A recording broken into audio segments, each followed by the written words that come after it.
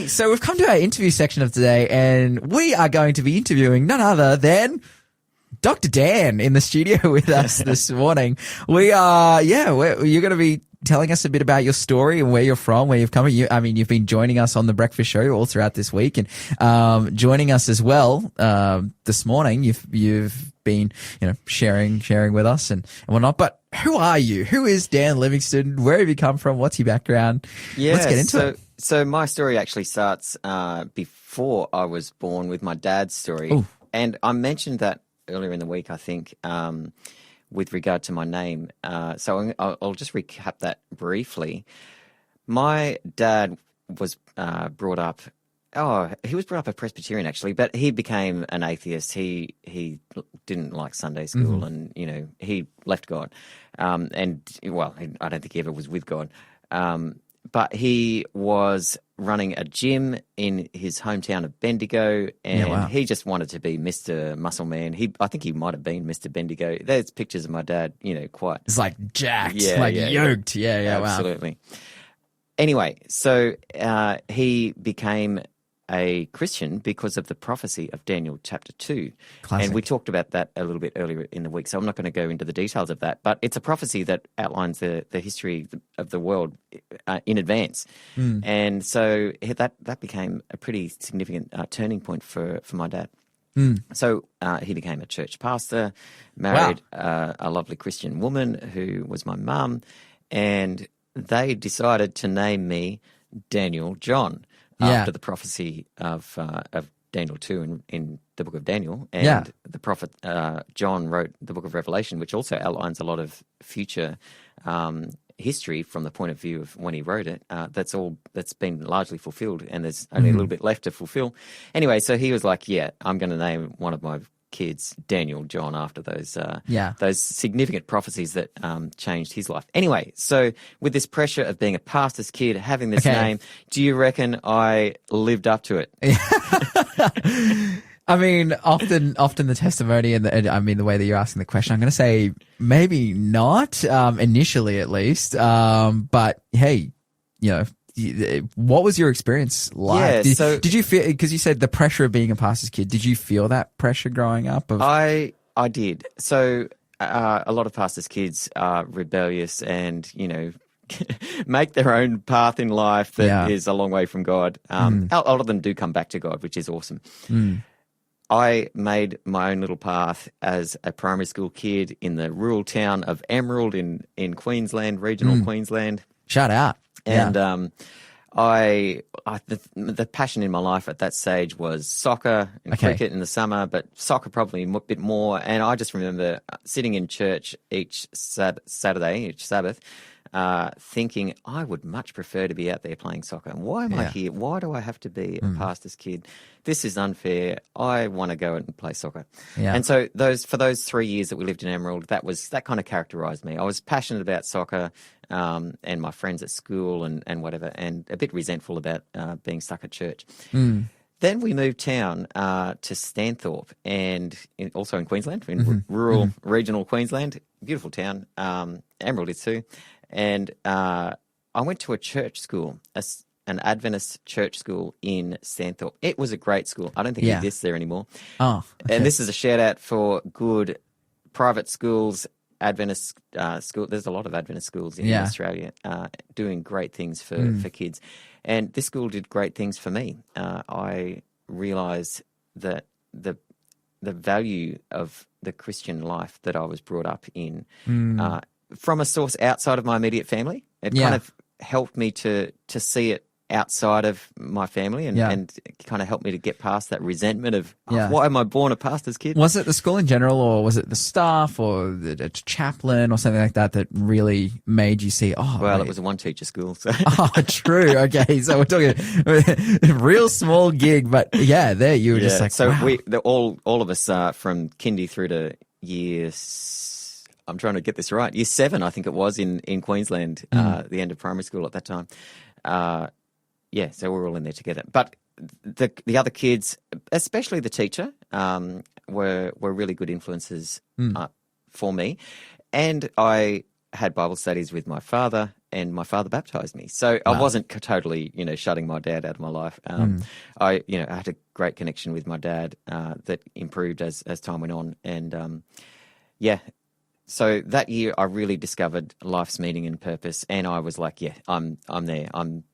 I personally choose to adopt the Christian life. And thankfully that major life turnaround was while I was still at primary school and before I had a chance to, to do a whole heap of crazy things while drifting away from God.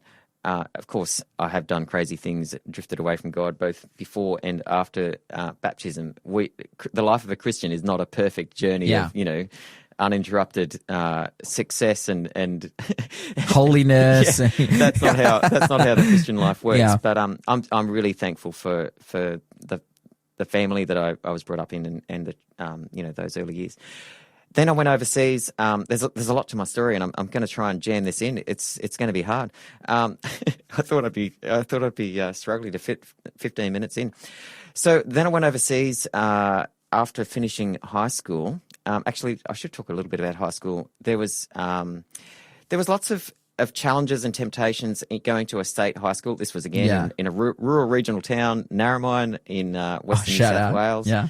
And I remember once one of my friends saying to me, they were wanting me to come to some party or something, and it was something that it just didn't fit with the Christian life that I was choosing for myself at that time. So he said to me, won't you, God, just be okay if you make this one exception? Yeah, wow. And I remember saying to him, won't you be okay if I don't join you just this one time? Yeah. And I said to him, I put God first. And I remember that was actually an important thing in my life. Like for me to help me realize, okay, I am putting God first. Like, yeah. How old were you when you made that? That was probably when I was 17, something like that.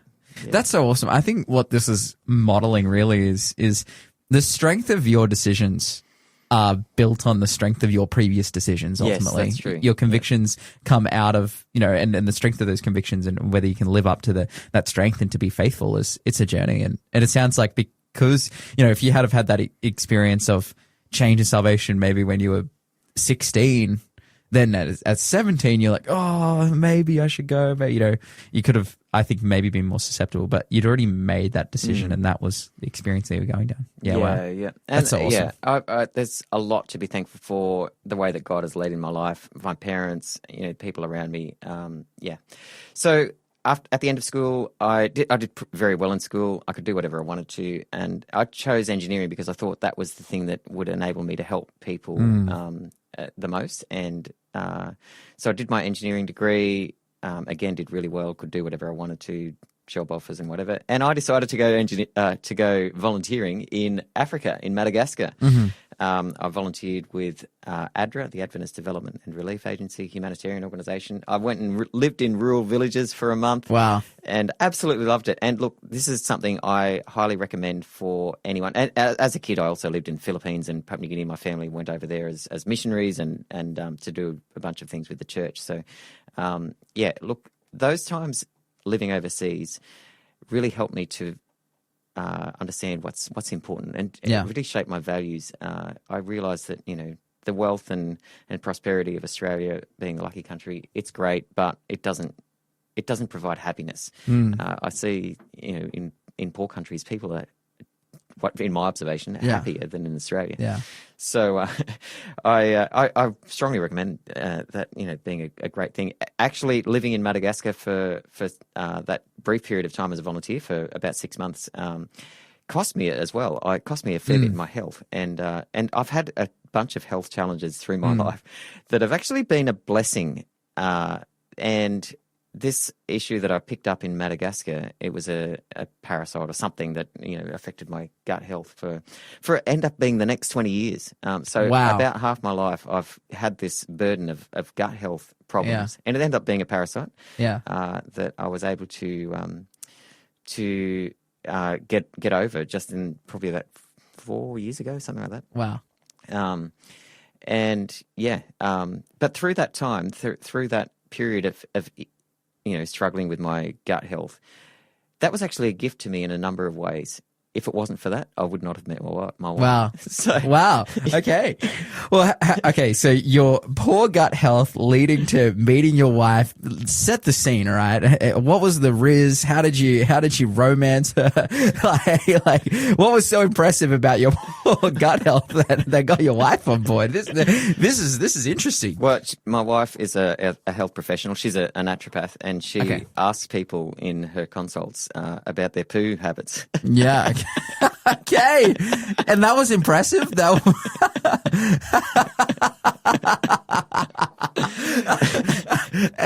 Wow, just swooning over, dude. That is incredible. Actually, that's not how we started, but yeah.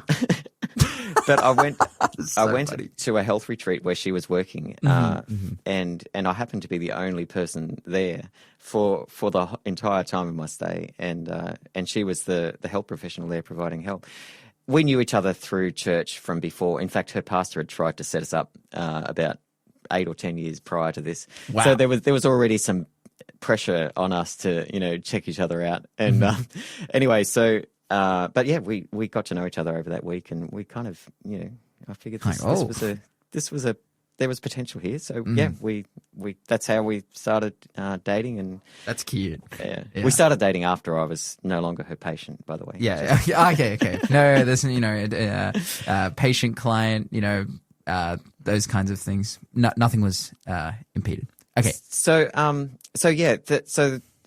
the next stage of my life after, that was in Madagascar that I picked that up. Then I came back to Australia and did a PhD. And I want to share this, not so much because I did the PhD and became Dr. Livingstone and so forth, like, even though that's kind of cool. Do you get Dr. Livingstone? I get that a lot. Yeah. I get David Livingstone a lot too. But anyway, the thing I like about my name the most, Daniel John, the prophetic links, and Livingstone, there's a verse in Peter's epistle about being Livingstone. So there's lots of cool things about the name. The connection to the missionary to Africa, David Livingstone's also cool, and Dr. Livingstone, I presume. There's a lot of things in my name that remind me, my identity in God. Yeah, wow. Anyway, doing the PhD, I did that. And the way I decided to do that, I want to share because it shares something else about my journey with God that I think is someone else may be able to learn from. I prayed that if I got accepted to do a PhD, that I would take it as God's will to do that PhD. Wow. And people pray this sort of prayer, say, hey, if this person calls me, I'm going to, take it as God's will that maybe I date them or go out with them or ask them out or that we make tests, arbitrary things, and we decide that God's will is determined by how something plays out. So I did this about getting accepted to do a PhD. In hindsight, I was always going to get accepted to do a PhD because I'd got the university medal. So it was like that was going to happen. Anyway, so I said to people, hey, God, led me to do this PhD. I think it was a bit of a vanity project, but I don't regret doing it. But I actually wrote an article in The Record about how to know God's will. And I referenced this story and how we often treat God like a fortune teller. Yeah. So I just wanted to throw that out there. That's so true. We're so into God's word, right? We're like, oh, everything's by his word up until we need to make these decisions. And then we become like mystics about the universe and, random signs and appearings when God can just lead us clearly through his word and through the power of the Holy Spirit. So yeah. Oh, I love what you're saying though. That ultimately there's a greater way to know God's will for your life. So I found in my life that I have been led amazingly by God.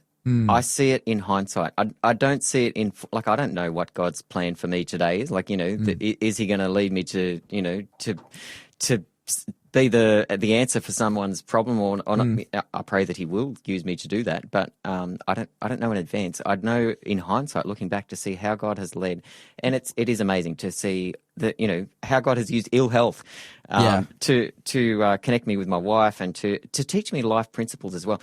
Also, the incident that I mentioned when we were talking about forgiveness and the Aaron Patterson trial and the guy that forgave his attempted murderer.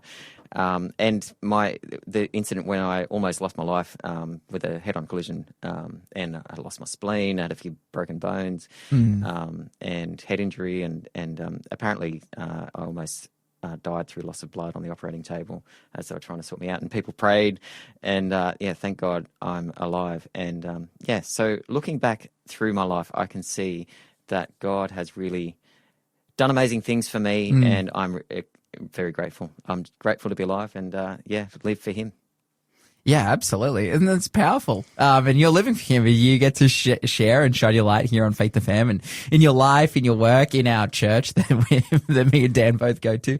It's awesome. It's awesome how God has used your experiences to inform how you can then be a blessing to others, because he has been such a blessing to you. Got a text here as well from Pam. She says, Daniel is a product of Waitara Church. Such a lovely soul for Jesus. Shout out, Pam. Shout out, Waitara.